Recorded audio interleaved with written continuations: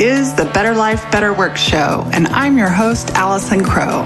I'm an intuitive life and business coach here to help you create better life and better work.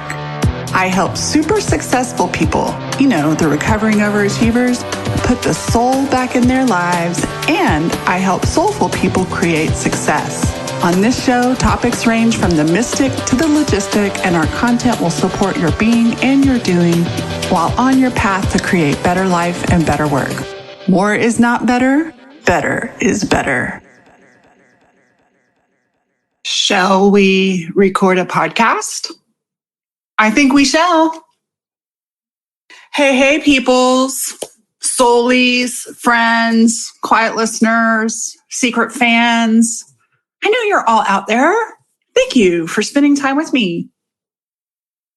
Hey, my production team was like, are you going to record a podcast this week? How are you feeling? I know it's a crazy week, and it is, but right?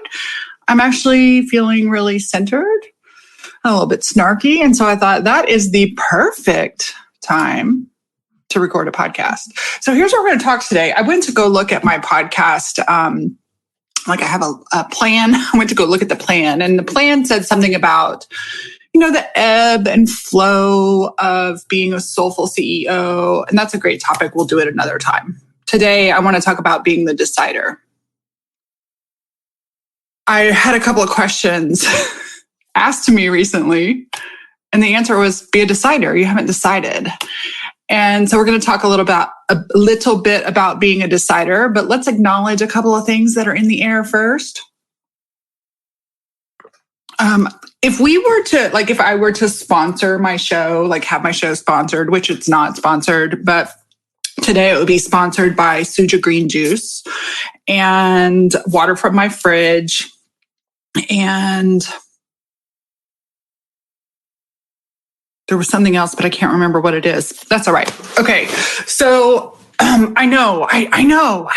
This is going to be me just talking and sharing, but let's talk about what it means to be the decider. So I can't believe I haven't done a podcast with I can't believe I haven't done a Be the Decider podcast. Many of you know that I am... Well, some of you know that I have hired my book writing coach, and I am in the process daily, except for yesterday. I did not write. It was the first day in a long time I did not write. I'm in the process of working on my book, and I have my outline, and I have my preliminary title, and I'm starting to tell my stories, and I also have the wisdom that's come from it. And as I was walking my dogs this morning, thank God for my dogs, because they require walks, which means the habit gets done. I was thinking about the title of my book, which right now is The Re-Enchantment of an Ordinary Life. And I was thinking about enchantment. When I walk through my neighborhood, which is like an old hill country, small town outside of Austin on the wrong side of the lake neighborhood, there's some enchantment. Like I saw this giant buzzard perched on the top of a telephone pole, and it almost looked like a totem pole. And there was a buck and a doe laying in a yard, and my dog didn't go crazy at them. And just seeing, walking by the deer it's just enchanting to me. Now, here's the thing. In my book and story, that is just for those of you who can't stand ums. This is my podcast, and I shall whenever I want to. By the way, if you're watching this live, if you did not watch this live, I'm so sorry. Maybe Callie will take a screenshot of it for you because it's hilarious. So we're just going to pause here. Just be with me today. I promise you're going to laugh a little bit and you'll learn something. Are y'all okay with that? Okay. Just no fucking around. You're going to laugh. But if you're here live, I want you. I know. I'm so sorry. One of the reviews I got was like, she's talking about something I can't see. Me. Well, decide to come find the video. Because if you will look today, I'm going to take off my glasses. So I don't know how many minutes we are into this. I can't tell you. Then I could just tell you to fast forward to it in the video. This morning when I did my makeup, and I do my makeup every day, and I use either a dark brown liquid liner from Tarte, and I also have a black liquid liner. This morning when I was doing my liquid liner, okay, I'm going to close my eyes and show you. Apparently I was shaking. I don't ever shake in the morning when I'm doing my liquid liner. I'm actually really good at it. And my liquid liner on both sides went all jacked, and I just kept it there. I didn't even try to fix it. That's how good I feel today. And so for those of you that are watching the live, this is the bonus for watching live. I'm just going to close my eyes real quick and show you. Well, on this one, you can see like how jacked up it is. And this one too, right here. And then this one right here. Just little jacked up liquid liner.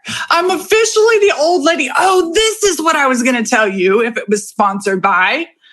I know I haven't been drinking. It's 10:20 in the morning. Here's the deal, y'all. I just decided to fucking work on my shit. I decided to be calm. I decided to meditate. I decided to walk, and that shit works. So that's why we're talking about being decider. But this is who I really need to get an official 440. Go to 440 and you can see my jacked up eyeliner. I don't know. I think it's funny. I think it's funny that I just kept it there and didn't fix it. Like real life lady. I remember when I was a realtor, and I was in my 30s, and there was a little old lady realtor, and her eye makeup was always a mess. And I was like, does she not see? And then as I've, I'm almost 50 now. And so you can't wear your glasses while you're putting on your eyeliner.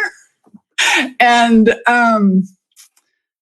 now I don't, I remember kind of like, what is wrong with her? Now I know what's wrong with her. She can't see. Okay. So you guys, this is who do we put in charge of getting this to sponsor? Hold on. Let me get it.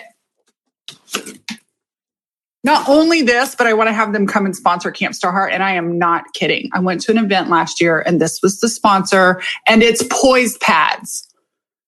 I am tired of being embarrassed of being a middle-aged woman with a little bit of a bladder leak problem, especially when I am playing Frisbee golf. Every time you fling the Frisbee, there's a little, Well, guess what that means? So mama's got to be wearing a Poise Pads. So this episode, Be the Decider, is sponsored by Poise Pads. Love those fucking things.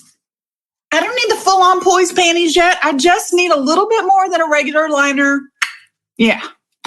I say something to my husband. I'm like, I just tingled my pants a little bit. And I say it to shock him because he says things to shock me all the time. And he just looks at me like I've totally lost it. Okay, so there's the sponsorship. Let's talk about Be a Decider. Be a Decider actually came from a conversation my husband and I had quite a while ago. We've been married for 14 years. We've been married for 12 and a half years. We met almost 15 years ago. And we pretty much shacked up 2 weeks after we met and then bought a house together 10 months. And so one night in our very first house that we bought together, we're laying in bed. We have a TV in our bedroom. I'm not that spiritual. I have a TV in my bedroom. And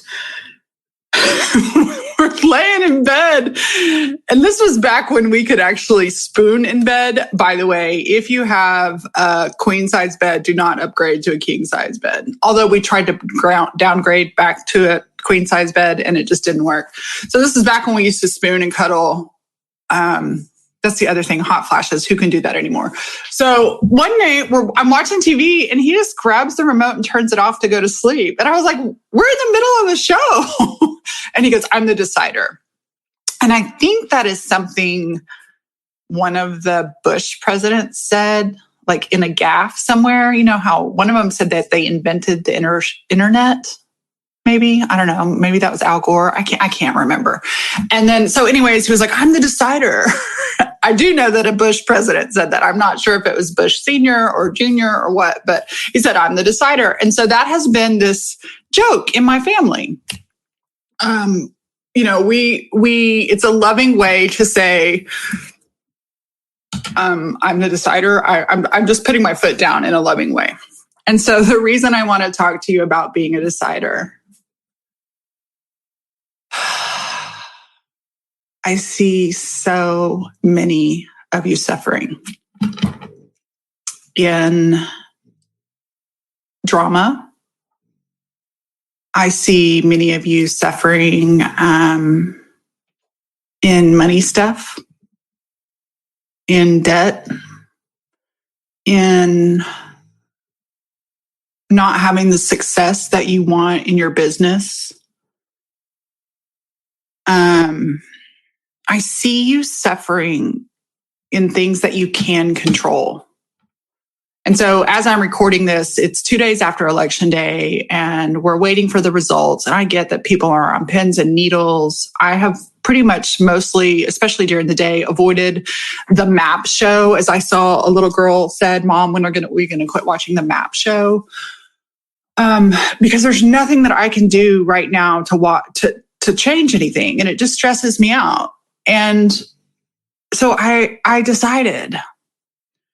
And I see, so some of the recent episodes have been about frothing and drama. And I think last week we talked about a combination of inspired action and boring habits. And you guys, right now, you're probably not going to have a lot of inspiration. Maybe, I don't know. If you're involved and care about what's going on in the world right now, COVID, politics, Black Lives Matter, things that I think are really important, which you may not. Maybe you're in your own little fairy world with your rainbows and unicorns and it's all fine. And I'm in a different place. There is just a lot out there we can't control. And it is a really good and easy excuse to fawn and froth in drama so that you don't have to do anything. And I know this morning I'm going to be working with a client who's asked for some coaching on self-confidence. Guys, I am one of the most confident and insecure people I know.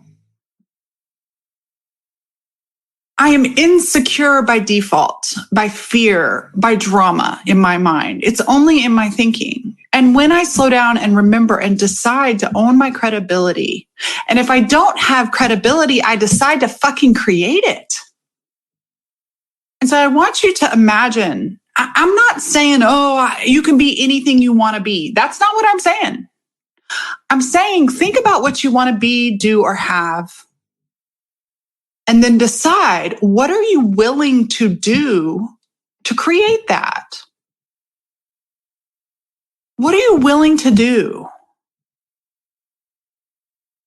I remember my first day of coaching for this organization. I didn't know what to do. I had been coached, but I wasn't trained as a coach. Fortunately, I had my own coach, so I kind of just modeled after them, right? But I didn't have any clients, none.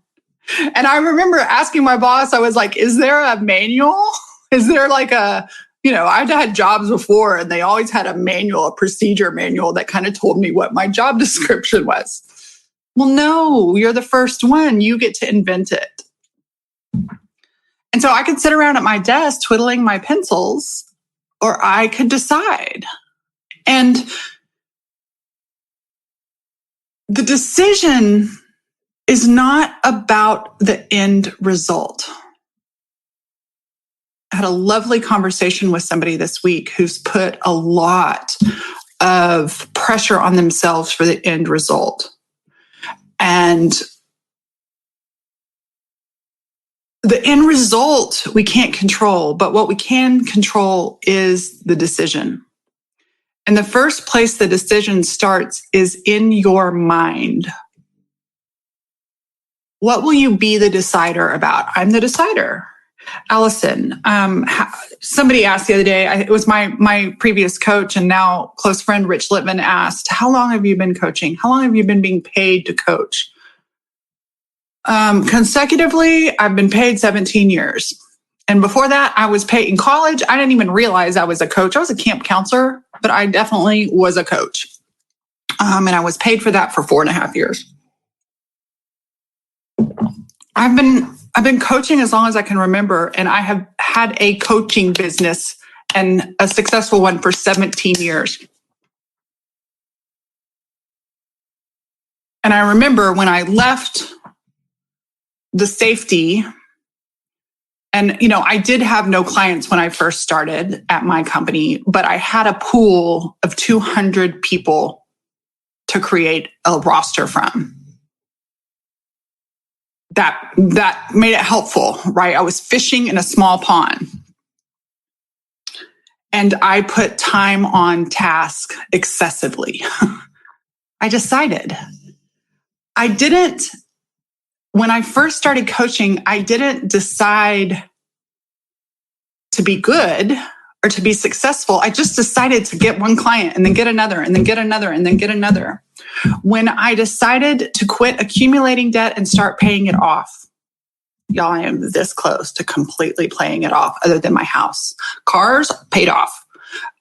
All student loans have been paid off for years. Business debt, this much left. I could probably pay it off today if I wanted to, but I have it at 0% interest, so I'm doing it $1,000 at a time. Give me 7 months. I decided it wasn't an easy decision because I had always been doing and thinking the other way. I had habits and an identity that were not aligned with the outcomes that I wanted, not only in physical, tangible results, but emotional results.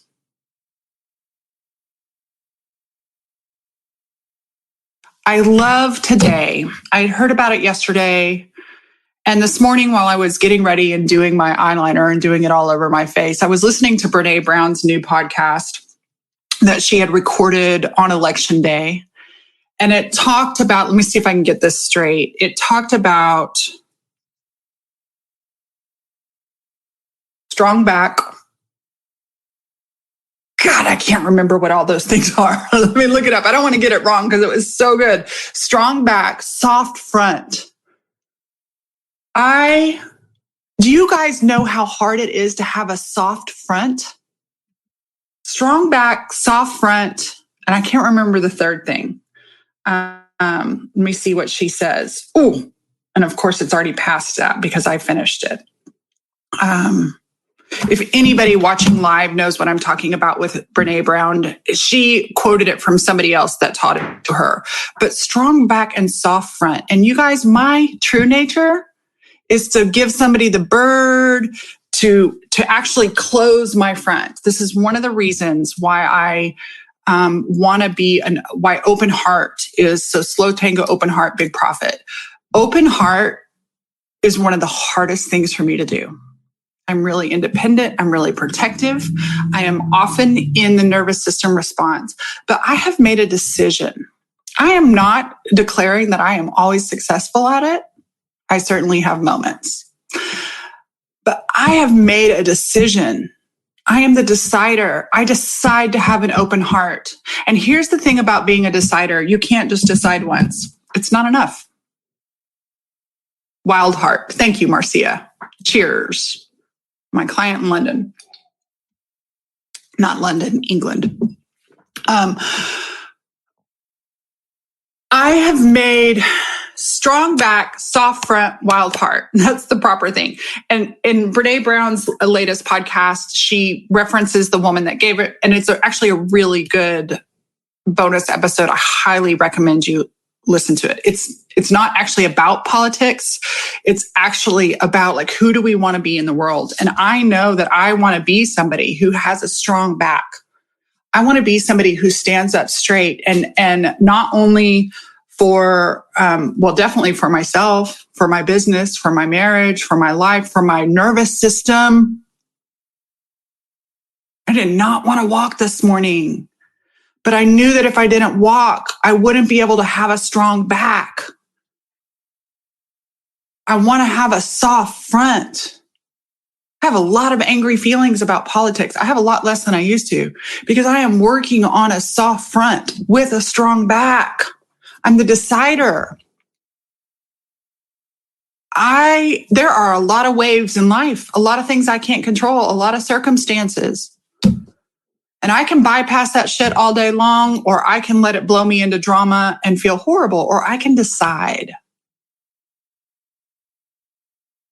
I can decide to cultivate and create the identity in my mind and my thinking. I decide, and I want you to decide your thinking. And I know that some of these, I remember reading this book by Brian Tracy, and I know Wayne Dyer's written Change Your Thinking, Change Your Life. And Brian Tracy had something about change of thought. I don't know. I was 20 something years old, and I was like, oh, that is fascinating. And I know that it can feel very bypassy to say, change your thinking, change your life. But that's because when you just go to change your thought, you don't believe it yet. You haven't given yourself permission to practice. And so a lot of times the things we decide to do, we're not really decided. We're not really committed. One of the things I say in one of the chapters of my book is like, bet on yourself over and over and over and over again. And you are waiting for the world to bet on you. Stop it. I was waiting on the world to bet on me. Stop it. Decide for yourself. I tell the story of my sweet husband who I was newly married. We'd both been left. So I had a big fear of being left and doing it wrong again. And I tell the story often of when I wanted to leave the company and create my own coaching company. He was like, that is a pipe dream. He doesn't remember saying that. And he wasn't trying to be mean. He was scared. I had moved us and his kids into a house and was making a lot of money because I had that really small pool and I wanted to leave. I had a roster of 72 clients and I wanted to go from 72 clients and insurance to none. And he was like, no, lady, you can't recreate that as a coach. He'd never been exposed to that. And frankly, most coaches don't make anywhere near what I make. And so maybe he was right to say it was a pipe dream, but was I going to listen to his fear? And I remember for years, it felt like years. It was literally it was about a month that between the time I quit and between the time I decided. And so I quit and I left my company. I had a little decision there. I remember my boss saying, why would you leave 100,000 agents? And I was like, I only need 7. At the time, I was like, if I can get 7 clients at $1,000 a month, I can cover my business, my life, and breathe. So I was like, I don't need 105 clients. I need 7. And I remember it took knowing that. I didn't need all the success in the world. I didn't need to think about having having $105,000 clients, 105,000 clients. I needed to think about the next one client and doing that 7 times. It was a different decision. And I think a lot of times as soulful people, we have these ethereal decisions. We have these visions. I came across the other day from 2013, my business plan. And it was my vision, my business vision. There are so many things on that did not come true. And there are so many things that did by leaps and bounds that I would never have imagined.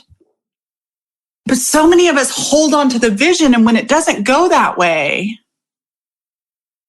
we slow down or we stop. And the decision is really made in the daily thinking, in the daily support of your nervous system and body, and then in the daily doing. And so often we're thinking about the having. And I really want to encourage you to think about what it is that you want to create. What do you want to cultivate? And I use the word cultivate because it's not create like that. What are you willing? I may be referencing this book a lot. And I've been frothing and thinking about and dreaming about writing this book since I was 21 years old. And I haven't decided. I haven't wanted to decide because of what it would take. I knew what it would take. Wouldn't it be nice? Like, this is the dream. Hi, I'm Allison. I'm a writer, and I sit down with my trusty little MacBook Pro, and I type, and I write, and it just comes pouring out me, And we look up, and a few months later, I send it off to the editor and the publisher, and and then I sell it, and I make millions of dollars, and I get to go around and be on all the shows, and I'm famous. And when we start the process and it doesn't look or feel anything like that, we go, oh, this is not what I was in here for. And a month ago, I got real quiet and I asked myself, what would I be spending time and energy on if I weren't frothing about whatever it is I'm frothing about? If I weren't in all this drama and I were to if I were to decide where to put my energy, what would I decide to do? And instantly, I sent a very large sum of money to Heather Doyle Fraser, who has been patiently waiting, nourishing, cultivating the seed of the desire in me to actually finish writing a book, much less start. I didn't even know what the book was about, but I paid her the money and committed. And I set up the framework so that I cannot fail. I can't quit. Here's the reason I can't quit. I decided. And what I have found about this process is it's not always fun. It's fun to talk about. It's fun to brag about. Feels good to my ego. But man, some days it is really hard. And some days you dig up stuff you don't like. And too often we are focusing on the end results instead of deciding to be in the process. And what gets you the end result is to be relentless about the process. Now, obviously, I don't want you to burn yourself out. I want you to lead with, like Brene says, strong heart, strong back, soft heart. I'm going to get it all wrong. Strong back, soft front, wild heart. And this is why mine is open heart, slow tango, big profit. And one of the interesting things that Brene mentioned in this podcast was somebody was talking to her about, it was another speaker, the lady who taught her strong back, soft front, wild heart, was talking to her about, they were speaking at an event. And she says they were going to have to do meet and greet. And this one woman was like, I'm not doing the meet and greet. I'm going up to my room. And Brene was like, oh my God, but I committed to do that. And this woman said, listen, in life, we inhale and we exhale. And exhaling is giving out. And where are we inhaling? Like, we have got to inhale just as much as we exhale. And so for Brene, the inhale was giving herself permission to go up to her room and rest. And so that creates profit, right? So big profit is not just about cash, you guys. Big profit is also about emotional P&L, physical P&L. I know there's a podcast episode out there about emotional profit and loss. And so big profit, slow tango, open heart, slow tango, big profit is also about the inhale and exhale. And what's interesting is to be able to do the exhale of sitting down and doing the writing work. I had to make some decisions. Facebook off my phone. Decision, spend time reading actual books. None of this audio shit. It's a different experience when you actually slow down your nervous system and you crack open a book. And what's interesting is the decision about the habits is what is creating the flow. So does inspiration just hit you? No, it's cultivated with the decision beforehand. I want you to decide, be the decider. One year we had little t-shirts at Camp Starheart that said, I'm the decider. I want you to think about, as I close out, I want you to think about what have you actually decided that you didn't realize you decided? What has your subconscious decided for you that's kind of mediocre and lame and really not? We did a great session a couple of weeks ago with my clients, like your option A and your option B, and why do so many of us choose, we don't go for the option we really want, and we settle for the puny option because it's safe and comfortable. And so I want you to recognize I guarantee you, before you're able to actually decide in the direction you're going, to choose that option A, and that you're going to be, do, and create what it takes. You're going to bet on yourself for that option A. You have to recognize how you've been suckered into option B. And you have to recognize not only the payoff or not only the cost, but the payoff. And for me, that was like, I am so wrapped up in all this political drama. I have all this extra. I don't have kids at home. Some of you guys have kids at home. I don't have kids at home. You have kids at home. You have no time to yourself. And I have this time and space in my business, and I was wasting it frothing about fucking politics. Now, I'm not saying I will never be somebody that doesn't care, but I need to decide how I'm going to be an activist. And I guarantee you, flapping my ass on Facebook or doom scrolling on Twitter isn't useful. And so I thought, this is what I've been committed to. This is what I've been deciding to do. I decided I didn't need to do all this, and it was really subtle. It was a passive decision. So I don't want you to make any more passive decisions. I want you to use this episode, whether you're watching live or whether you're listening on the podcast, and whether you're listening within a time frame of when it's done, or you accidentally, randomly, serendipitously discover this episode, be the decider. Take a look at what decisions have accidentally been made and course correct. You want to be successful in your business? Then you get to decide what you're going to do with your time today.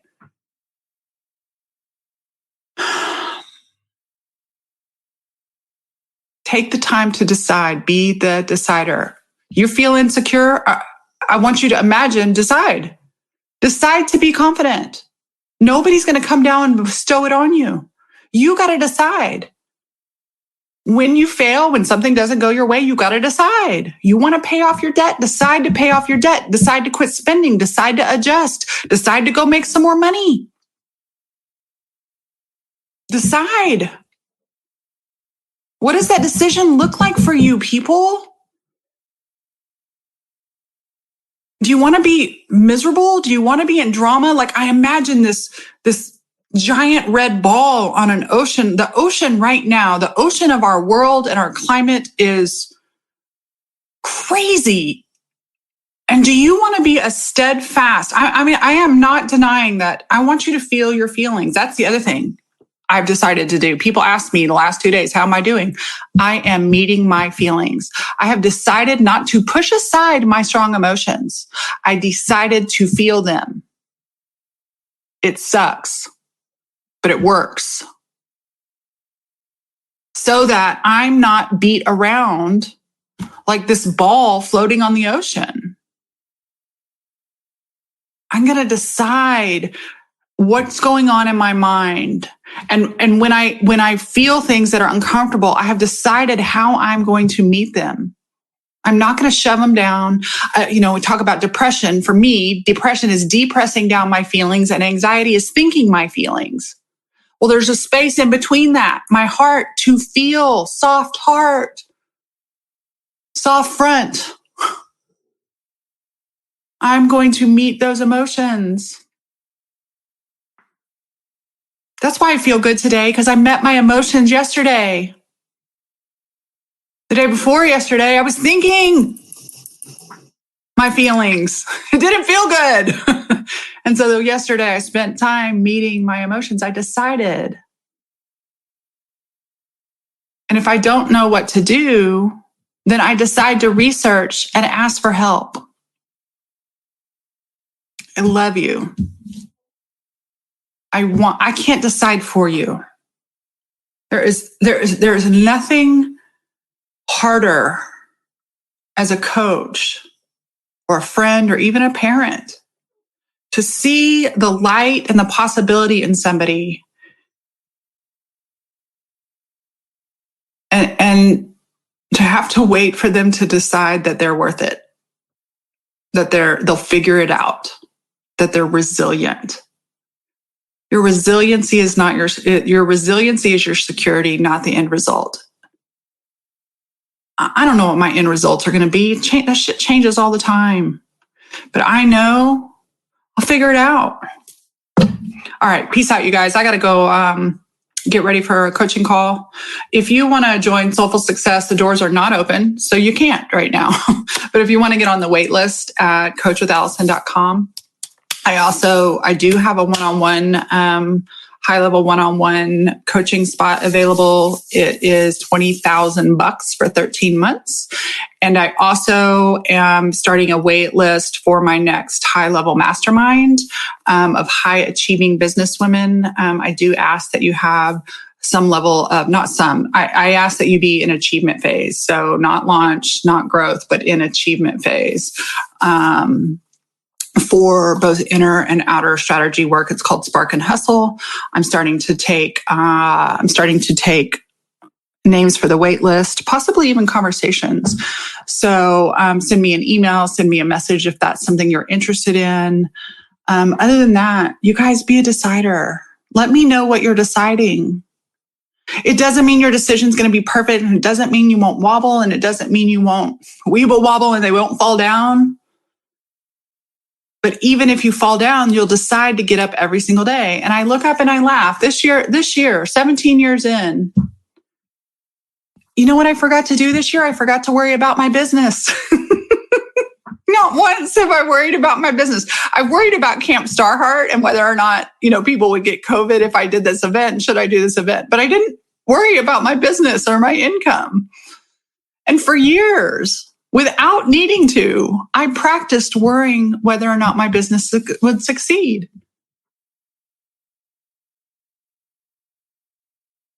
I giggle at myself because anybody, if you go back and look at my numbers and my profit and losses, why am I concerned? It's fine. It's better than fine. But I wanted to froth and drama instead of just deciding, of course, it's fine. It's successful because I decided to do. And I know it sounds simple, but there's a decision that happens in your mind. So make that decision. Tell me what the decision is. Leave it in the comments on this video. Send me a message. Send me an email. Tell me what you're deciding to do. Be the decider. As always, thanks for listening. Totally appreciate you thinking about somebody who might really love this episode and you sharing it with them. Also, I always appreciate your reviews. It's like podcast currency. It's like a tip in the jar saying thanks. And finally, if you want to share on social media a screenshot or any insights you get from listening to this episode, I will totally respond. You can share with the hashtag BetterLifeBetterWorkShow. This show is sponsored by my 3 rescued dogs, Leroy Brown, Clementine, and Rocky Potato. They're here to remind you to consider adoption when you get your next pet. More is not better, better is better.